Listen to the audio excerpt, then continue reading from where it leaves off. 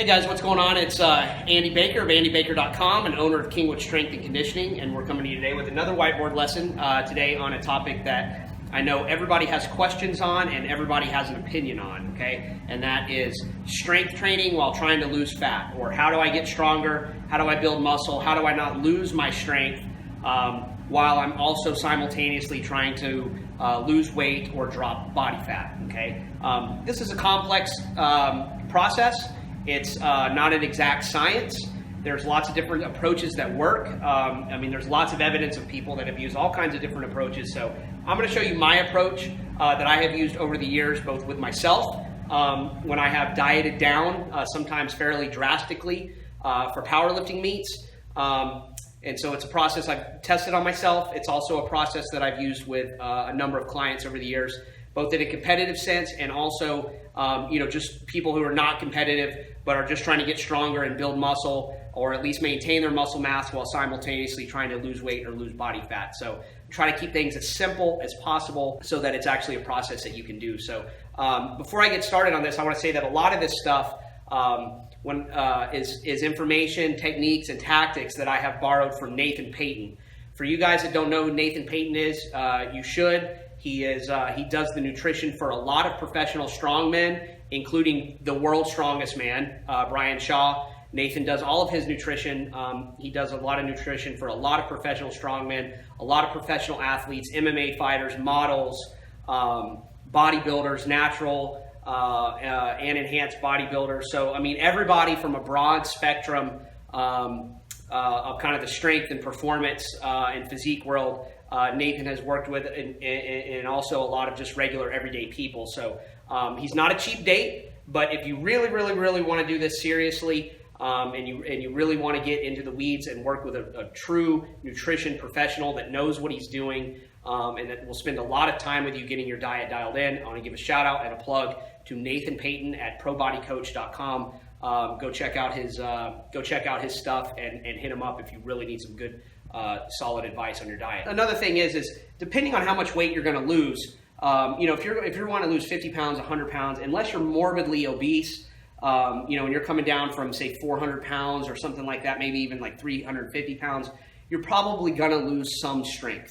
Okay. Certainly if you're trying to come from 250 pounds down to 200 pounds, something like that, you probably are going to lose some strength. It's almost impossible to lose that amount of weight without sacrificing any strength, just because there is some truth to the fact that mass moves mass, although that's not by any stretch of the imagination an absolute. Okay, so, but typically the lower you go on the scale, you're going to see some strength loss, particularly in the upper body lift. So your bench press, your overhead press are probably going to suffer actually a little bit more than your squat, and your deadlift a lot of times surprisingly doesn't suffer that much at all if you do it right, and sometimes can even improve as your waist shrinks and your leverage gets better when you tighten up your belt.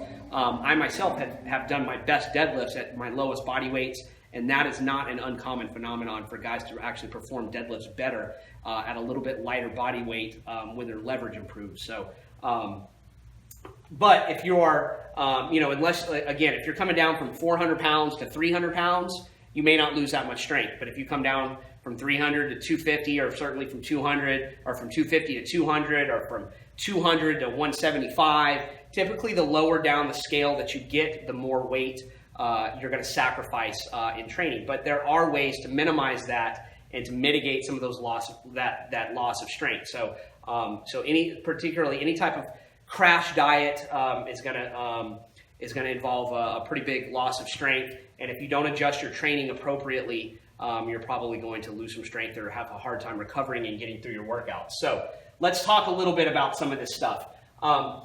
Let's start off with, how do we set up a training week to best accommodate a fat loss program? I'm going to be a big proponent of a heavy, light, medium system when you're on a diet and trying to lose fat, okay? And a couple of reasons why. One, I like having some frequency on the lifts as your body is losing weight. So a lot of guys will tell you the opposite, that when you're losing weight, you need to cut down your volume, you need to cut down your frequency. You may need to cut down your per session volume a little bit if you're dieting hard, but I wouldn't sacrifice frequency too much. And mainly that is, especially on the squat, is as your body is starting to lose weight, on a daily, weekly, monthly basis, and you're continuing to come into the gym lighter and lighter and lighter every session, you want to keep pace with that body weight and not let a lot of time elapse on each lift before doing them, so that every time you go and do a lift and get underneath the bar, you're not substantially lighter than you were before. It's almost like the reverse of like micro-loading a bar on the way up. So when we're trying to linearly progress a weight, we don't necessarily want to add, 10, 20, 30 pounds at a time every time we do the lift. We want to add very, very small amounts of weight, so that the increases in weight are almost not even noticeable from workout to workout. So if you're familiar with the novice linear progression, you're familiar with that concept of microloading. We're almost trying to do the same thing here in reverse when we're lifting and dieting, is that we want the weight loss to almost be imperceptible from workout to workout to workout. So you're probably going to do better on a higher frequency program where you're, say, squatting 3 days a week, doing some sort of pressing variation 3 days a week, and maybe even pulling 3 days a week. Although you're going to have to mitigate maybe some of your per session volume and also the loads that you're going to be using. So obviously those 3 sessions per week are not all going to be heavy. And that's why I like the heavy, light, medium system, because it gives you some frequency, but it gives your body a little bit of a break, okay? And you'll see how when we set up the diet, how the heavy, light, medium system will make even more sense. But I also, if you're going to be dieting, you may or may not be using cardio training to help kind of speed the fat loss up. I typically have not used a lot of cardio with myself. I've typically done everything with the diet and been a minimalist on cardio. But there's different approaches, and if you do want to add in some cardio multiple times a week, it's easier to plug these in around those light and medium workouts rather than around heavy workouts. In other words, if you want to go, an hour on the treadmill or the elliptical or the bike the day before a light squat or a medium squat, you can pretty much do that. And if your legs are a little tired, when you come into the gym the next day, it's not such a big deal. You can do a light squat and a medium squat on on tired legs, where it's harder to do your heavy weight that way. So it's easier to balance the light and medium days around the cardio training. Now, how would we set this up? I'm going to talk about a power lifter today, just to make the example make sense. Okay, so what I would probably do is on your heavy day, that would be a heavy squat and a heavy bench press. So I'm going to put both of the squat and the bench press heavy together on that day. And that might be all that we do, or we might do a lighter or medium pulling variation third, or we might not. We might just go heavy on the squat and bench and call it a day and not do a third exercise. It kind of just depends on your energy levels and that sort of thing. But if you do the heavier or the pulling variation, it's going to be something a little bit lighter. The lighter day would be your light squats, and then you might do something like overhead presses for your pressing variation. And then maybe you could do on your light day, you might actually do your heavy deadlift on that day, or you could do it on the medium day. So it doesn't really matter. It depends on kind of your soreness pattern from the heavy squat day. Do you feel better doing the deadlifts, 48 hours later on the light day, or do you want to wait later towards the end of the week and do the deadlifts on Friday when you've had even more time to recover, after those heavy squats? So you can play with that a little bit. But we would do the light squat and the medium squat here. We would probably do an overhead press here, and then for your medium day bench press variation, we'd probably do, for a power lifter, we would probably do something like close grip bench or paused bench press, maybe incline presses, but another bench press variation there. And then one of those days would be your heavier deadlifts, and then one of them would be maybe a lighter pulling variation like power cleans, a quick lift with a little bit lighter weight, or maybe something like barbell rows or chins that don't beat up the low back too much. So a lot of different ways to do that, but that's basically kind of the overall concept with the heavy, light, medium program. All right, and that will give you plenty of frequency on all of your lifts, and it'll make sure that your heavy day lifts, your bench and your squat, are consolidated together, because number 2 is going to be a very critical part of making the diet work for you, along with a heavy strength training program, which is strategically timed cheat meals. Okay, so what we want to do, we want to be looking at averaging or netting about 1 to 2 pounds per week of weight loss per week. Anything more than that, with the exception of maybe the first week, especially a lot of you bigger guys, if you start a diet, you may have seen sometimes you might lose 5-7 pounds the first week. A lot of that is just kind of water weight getting out of your system. When you cut carbs and calories down, you'll shed some water weight. But after that first week, things really should slow down a little bit. And anything more than about 1 to 2 pounds a week is probably going to be a little bit too aggressive, and you're going to wind up sacrificing strength too much, okay? But that doesn't mean every single day is going to be dieting down into a deficit. And there may actually be a big curve where we go up in weight at the front end of the week and then come back down. And it doesn't really matter as long as we're netting a loss of 1 to 2 pounds per week. And you might make your weight, let's say your heavy day here is on Monday. All right. So what we would do is we would make this timed cheat meal on Sunday, preferably Sunday night as the last meal of the day. It doesn't necessarily need to be the whole day. It can just be one big meal on Sunday night prior to your heavy day on Monday. And we would make basically weigh-ins would probably be Saturday morning or Sunday morning prior to the cheat meal to make sure that we actually still have netted a loss of 1 to 2 pounds. And if you haven't, you may not allow yourself that cheat meal. You may have to skip a week if your weight hasn't come down as much as it needs to. But for the most part, it probably will if you're doing this right. And then you can give yourself the cheat meal, which means on your Monday heavy day, you might actually be anywhere from 3 to 8 pounds more than you weighed on Sunday. Okay, and that's why we like the strategically timed cheat meal the day before or the night before as opposed to the day of. I see that all the time when guys design a diet and they'll say, all right, well, I'm going to do my cheat day or my high carb day the same day as my heavy workout. The problem is all that excess carbohydrate and sodium and all those excess calories don't get into your system in time to really help you with the workout. And on top of that, it may make you feel really sluggish. So if you've been dieting hard for 6 days on a lower carb diet, and then all of a sudden you stuff yourself with, pancakes or, lots of bread-based stuff or pasta or whatever. I know me, I go into a carb coma, okay? And it would be very difficult for me to have a huge carb-based meal that morning and then later in the day in the afternoon or whatever, go in and try to lift. I probably would be feeling actually a little bit sluggish. Whereas if I have it the night before, especially the night before, it's the last meal of the day, you can really cram in a lot of carbs and a lot of calories into your system.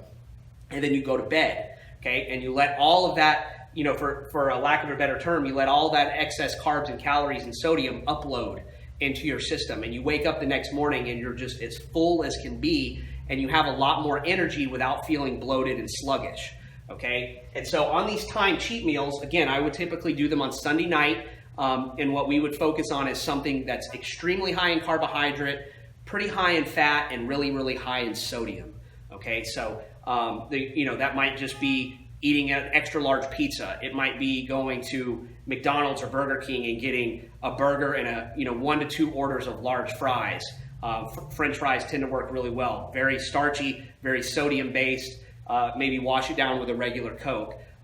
You might go to IHOP and get an omelet, some sausage, and a big stack of pancakes and syrup, something like that. But you really, really, really want to force the calories in there on that cheat meal and blow that weight up as much as you can the next day, so that you're actually training in a state where all your muscle bellies are full. You've got that bloat going on from all the extra sodium, and you're a little bit heavier, and you can get through your squat and your bench press workout much, much easier. You can handle much more weight, much more volume at higher intensities, and that's going to help you maintain muscle and strength more throughout the course of the diet. And then starting on Monday, the day after the cheat, you're back on your diet. So Monday, Tuesday, Wednesday, Thursday, Friday, Saturday, and most of the day Sunday, you're back in a diet, which is going to be lower calories, lower carbs, so you're eating at a deficit, and we're going to be looking at that 1 to 2 pounds per week of net fat loss, and then we blow it back up there on Sunday nights. So, you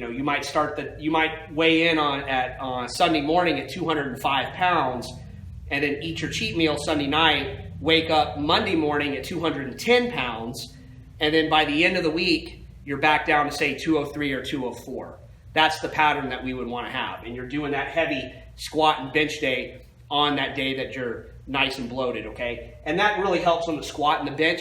Doesn't seem to be as necessary on the deadlift. The deadlift tends to train a little bit better. Again, a little bit lighter and typically we're also not training our deadlift with as much volume as we might be squatting and benching. And so that's another reason why I would typically pair up the squat and the bench there and not the deadlift. Although if you wanted to do all 3 lifts on the heavy day squat, bench, and deadlift, you could definitely do that. Although I have had better luck moving the deadlift to a different day rather than trying to do all 3 heavy on the same day. Okay. Even if you're not a competitive power lifter, even if you're you're not training for a contest, you still need a date in mind. You've got to have some sort of time frame in order to check and see if your diet is actually progressing at the pace that you want it to. Don't set an open-ended date for your weight loss. Okay. So how long of a window should it be? Well, it depends on how much weight you want to lose and how much of a priority it is for you. Okay. If you're wanting to lose a lot of weight and you want to get it off really, really, really fast, you've got some health issues that you're concerned with, or you just feel like shit and you're tired of being fat, and you want to get a bunch of weight off, then I say go for it and get as much weight off in as short a time as possible. Don't worry so much about the strength loss. That'll come back. So in this case, your health and your quality of life is going to be the priority. But we're going to talk about kind of contest-oriented programming. And again, even if you're not actually competing for a contest, it's a good idea to still set up a date like you are competing for a contest. So just even if you're by yourself in your own gym, in your garage, or whatever, go ahead and set up a date, some sort of testing event, and that's going to help you stay on track better towards your goal, rather than just kind of this open-ended thing. Well, I want to lose 30 pounds, and whenever I get there is when I get there. That's never going to work, and you're going to wind up taking far longer to get there and being less efficient with your diet and your training than if you have a hard date. Okay, so set up a date, and if you are competing, what we want to do is we want to try to time this thing so that you're actually about 2 weeks prior to the contest, you're actually below where you want to be. Okay, and this is something that I learned from Nathan. Especially if you're doing your nutrition alone, you don't have a coach, an experienced coach that can help you kind of navigate around meet day or contest day. Don't cut right before a contest. All right, you will tank your strength. I've done that myself multiple times. Every time I've tried to do that, I've had a horrible meet. It doesn't work for most people unless you've done the process a number of times and you've had a lot of trial and error. I don't advise cutting a bunch of weight right before a contest. It just completely zaps your strength. Okay, and then you're going to be pissed off at yourself that you did all that. You had a great training cycle and then screwed it up in the last couple of weeks. Okay, so what you want to do is when are you going to start your diet? How long is this going to take? You want to set a date that gets you to your target goal, okay, about 2 weeks prior to that contest, or even lower. So last time when I really did this seriously, back in 2010, before the NASA Grand Nationals, I was competing in the 198 weight class. About 2 weeks before the competition, I dieted down and we actually hit a low point of 192 pounds. So again, don't try to cut a drastic amount of weight right before. The better strategy is, again, figure out what weight you want to compete at. So let's just use my example, competing in the 198 pound weight class several years ago. I didn't look to get down to 198 pounds. I looked to get down to about 192 pounds. Okay, and I tried to get down to 192 pounds, not the day of the contest, but about 2 weeks prior to the contest. Okay, and so by that point, I had already been training for multiple weeks at 198 or below, and then once I hit that low point about 2 weeks out from the contest of 192, then I started to increase calories leading back into the competition. So while everybody else was trying to cut weight right at the last minute and screwing up their training program and all the progress that they made, while everybody else was trying to cut weight right before the competition, I'm actually gaining weight into the competition and increasing calories and increasing carbohydrates, which will send your strength through the roof if you've been dieting for a long period of time. So, and then I just try to slowly, bump up carbs and bump up calories, or increase the frequency of cheat meals or whatever, until right at contest time, you're right about the weight that you want to be at. And then depending on again, if you're going to compete in an actual powerlifting meet, you'll want to look at, when are the weigh-ins. So different federations are different. Some organizations you'll weigh in, the morning of the competition, which in that case you have to be a little bit tighter with your diet to make sure that you don't come in over, because then at that point there's nothing you can do to get your weight back down. But like in NASA, where I used to compete at, then the weigh-ins were the night before. So if you competed on Saturday morning, the weigh-in was Friday night. So I would weigh in on Friday night about 7 o'clock at hopefully right at 198 pounds, and then I think immediately get in my truck and drive over to Whataburger or wherever and load up on get a burger and a bunch of French fries, a regular Coke. Again, as much carbohydrate as possible, carbohydrate and sodium really.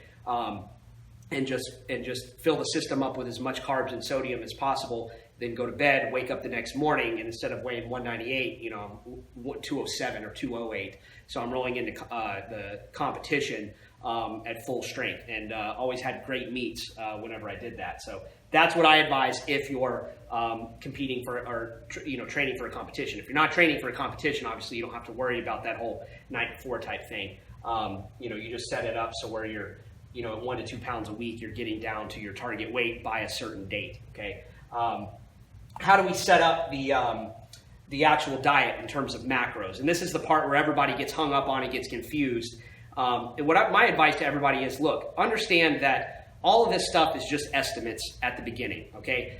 It's exceedingly difficult, if not impossible, to figure out exactly what your macros should be right from the get-go, 6 months out from your competition, and nail it right off the bat without any trial and error. Okay, so the best thing to do is just start somewhere. Set your macros up, your protein, your carbs, and your fat, set them up, and then run with it for like 2 or 3 weeks and just see what happens. That first week, if you drop calories and carbs quite a bit, you're probably going to have a big drop off in water weight, maybe 5 to 7 pounds, something like that. And then after that, you should be hitting that 1 to 2 pounds per week mark, okay? And if you're hitting that, good. You hit your macros, right on the head, and you can just stay with what you're doing until it slows down, and then you can readjust. If you're losing more than that, okay, if you're losing way too much weight too fast, if your energy levels drop, if your workouts are really, really, really suffering, then you're probably cut too much calories, too many carbohydrates too fast, and you can bump everything up a little bit, okay? Or if you're not losing at all, then perhaps you need to lower your protein down a little bit, lower your carbs down a little bit, whatever. But this is a basic starting point that I use, and it's nothing radical here. I usually start people with 1 gram of protein per pound of body weight, so that's pretty standard. It seems to work well. The exception being for somebody that's really, really heavy. Okay, if you're 350 pounds, you're carrying a whole lot of body fat, I'm probably not going to start you at 350 grams of protein per day. Okay, it's probably going to be far less than that. And what I might do is say, all right, what do you want to weigh, 6 months from now, a year from now, even depending on who this person is that I'm working with. And I'll set your macros up based on what you want to weigh, not what you weigh right now. Okay, and so, say the guy is 350 pounds, I'd like to get down to 275. And so, all right, let's set your protein up at maybe 275, 250, something like that, rather than 350. That's going to be a little bit high for somebody that's, morbidly obese. And trying to cut a whole lot of body fat. So, but about 1 gram of protein per pound of body weight is appropriate for most people. And then I set carbs up at about 0.5 gram per pound of body weight. Okay, and this is the main variable that we're going to manipulate. I don't really manipulate protein too much during the diet. That pretty much stays flat and constant. I try to have as few variables as possible. Carbohydrate intake is the main variable that we're going to manipulate. And so we're going to do 0.5 gram of carbs per pound of body weight to start with. So, if you're 250 pounds and you're wanting to drop weight, I might start you off at 125 grams of carbs per day and see what happens. And again, this is what you're going to be doing 6 days of the week. So your daily, for the most part, your daily carb intake is at 125. But your weekly carb intake, and that's a number a lot of people forget about, is your weekly caloric intake, your weekly carb intake is going to be actually much higher than that, because we're having this massive cheat meal once a week. So you're actually, your carbohydrate intake is actually higher than what you think it might be, because we've got that 1 meal per week, which is going to be exceedingly high in carbohydrates. So, but the rest of the days, in order to come back down from the spike in weight, okay, from this time cheat meal, you've got to drop the carbs down pretty low for the rest of the week. And because we're trained on this heavy, light, medium system, you're able to do those lighter and medium workouts on the lower carb, and it's no problem. Okay, so we start with that. If you're not losing enough weight, we may drop it down a little bit more. If you're dropping weight too fast, we may bump that up a little bit. So, and typically I do things like in 25 gram blocks. So if a guy is at 125 grams of carbs per day, and maybe he's losing a little bit too fast, just bump it up to like 150. I don't do huge wild swings, maybe 25 to 50 gram blocks is kind of how we trial and error stuff. So you don't want to go massive swings in either direction when you're trying to tinker with it and fine tune it. So, and then you've got to give it a little bit of time to work. Whether or not your manipulations have worked are not going to reveal themselves the next day. Typically, you got to give things a week or two at a time to see kind of what your body's doing. Okay, so be patient with it. Fat. This stands for unmeasured fat. Okay. Again, why don't I measure fat with clients that I'm working with on a diet? Mainly because I've never really had to. Okay. Typically, this approach works pretty well. I set their protein up constant, set their carbs up based on their body weight, and then what I generally tell people is just have one higher fat meal per day. Typically, that's going to be the last meal of the day, not paired with any carbohydrate. Okay, so what we would do is we take a given lifter, we're going to take his protein intake, we're going to spread that across 4 to 6 meals per day. So the higher the protein content is, the more meals you're probably going to have to spread it out, because we're going to try to keep that protein consumption generally between like 30 and 50 grams per meal. That seems to work about right. So however many meals you need to get in to do 30 to 50 grams at a time and still meet your number, that's how many meals you're going to eat per day. Okay, and that's typically going to be from about 4 to 6 meals per day. The carbs, I typically just spread those out over the first 3 to 4 meals of the day, but never the last meal. Okay, the last meal I try to keep no carbs. That's just going to be vegetable based. So we might do green beans or broccoli or spinach or cauliflower or something like that, what I consider a free food. And then in that meal, I don't really add any fat in terms of oils or avocados or nuts and seeds or anything like that. I just have them eat a higher fat portion of protein. So that might be 80-20 ground beef. It might be like a ribeye steak, or it might be salmon, or maybe a whole egg omelet, something like that. So a higher fat portion of protein for that last meal a day, paired with some vegetables. Everything else is going to be typically leaner sources of protein. So your chicken, your less fatty fish, turkey, really, really lean beef, egg whites, things like that, paired with the carbohydrates. Another thing on the carbs is I only count starches and fruit for carbs.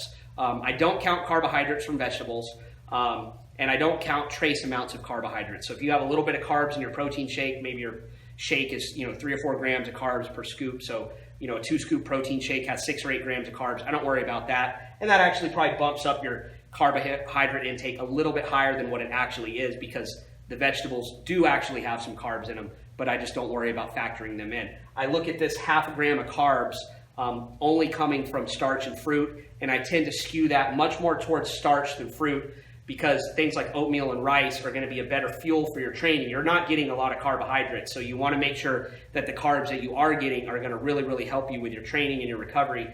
That tends to be better coming from a starch-based source like oatmeal or rice, maybe potatoes or something like that. And not so much fruit. So fruit maybe probably a third or less of your total carbohydrate intake generally is going to come from fruit. But typically, I don't program in a lot of fruit for people. It's mainly starches and then the vegetable-based stuff.